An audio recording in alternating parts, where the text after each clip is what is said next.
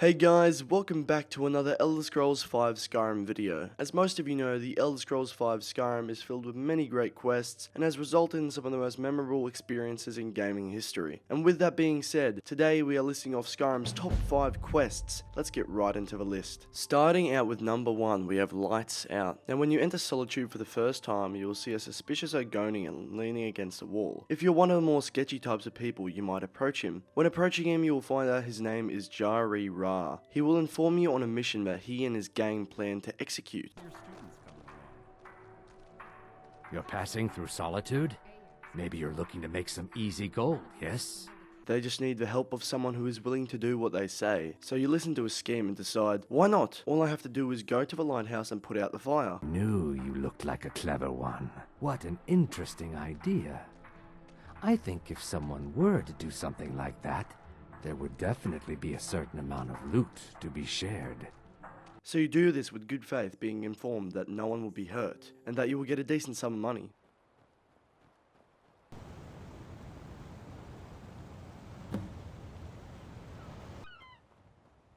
Now after completing the task, you are informed that you should head to the shipwreck. There you will find Imperial soldiers' bodies and realise that it will not be smooth sailing from here on out. Make your way down to the bottom level and find Deja, Jari Ra's sister. She will proceed to attack you and you'll be way too distracted on her outfit. If we take the lusty Argonian maid for example, we should know that Argonians are very good with their deceivery. Wink wink. After killing her, the note on the body will inform you on Jari Ra and the loot's location. Head down to Broken Ore Grotto and make your way through, whether that be stealthily or rampaging through. Make your way to Jari Ra and make sure to kill him slowly. Take the loot for yourself and go on happily ever after. This quest is one of my personal favourites. What you think is an easy job turns into a quest for revenge of your betrayal. It's definitely one of the best ones of the game and a very good one to get started out with. The next quest is the Mind of Magnus. After being approached by Dervenin, Last I saw him, he was visiting a friend in the Blue Palace.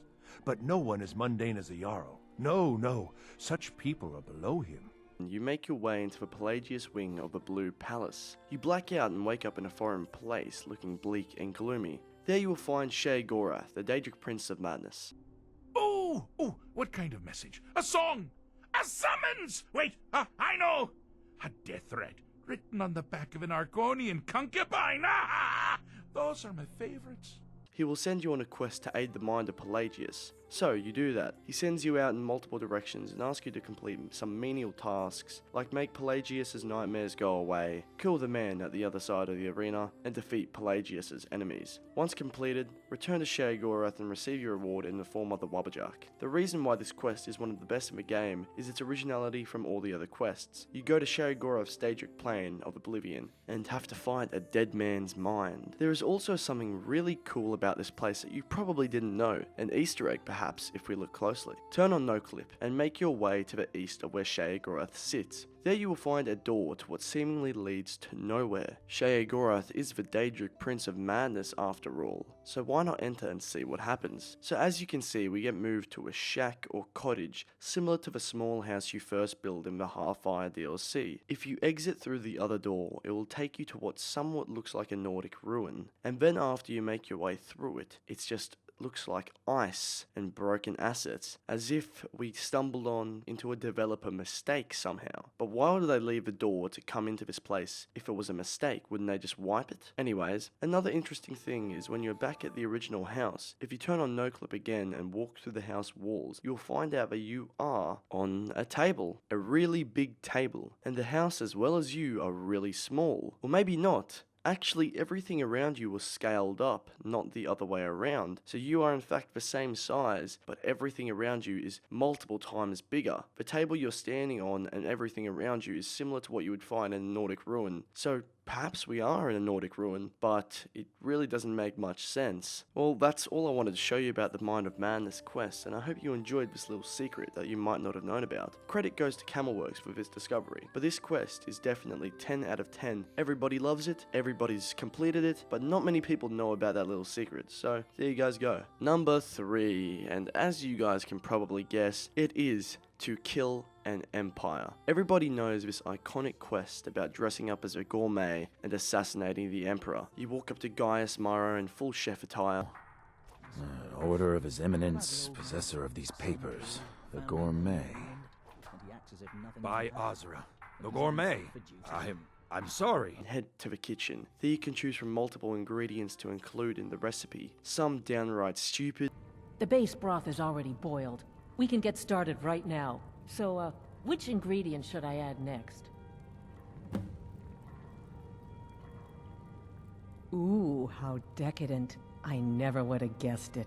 And others that would make your mouth water. But remember to add the special ingredient Jarran root, a native plant to Hammerfell, and the only Jarran root in all of Skyrim. This plant is an extremely rare alchemical ingredient and does over 500 points of damage to health. You walk up to the Emperor's dining room with the other chef. The Emperor takes his first bite of a soup and dies. You escape only to be confronted by Myro and his Imperial soldiers. He will tell you that the Emperor was actually a decoy and that he was informed about this from a Dark Brotherhood member. This quest is very cool, not only for the fact that you get to dress up as a gourmet and assassinate the Emperor, but what makes this quest particularly cool is the exponential build-up of excitement from the previous quests, like assassinating Vittoria Vici or killing the gourmet. Another thing that makes this quest very cool is also the plot twist that the Emperor was a decoy, and that one of your own family members sold you out. This quest is one of the best ones in the game, and one of the quests on this list that would be pretty easy to encounter since most people have done the Brotherhood questline. Speaking of an easy quest to encounter, number 2 on our list is Diplomatic Immunity. Everyone loves this quest. You infiltrate a Thalmor embassy, choosing between multiple distractions. After you retrieve your gear and fight your way through, killing the damned Thalmor elves easily, you find out that there is a Blades member called Esbern that is hiding out in the Ratway in Riften. You make your way through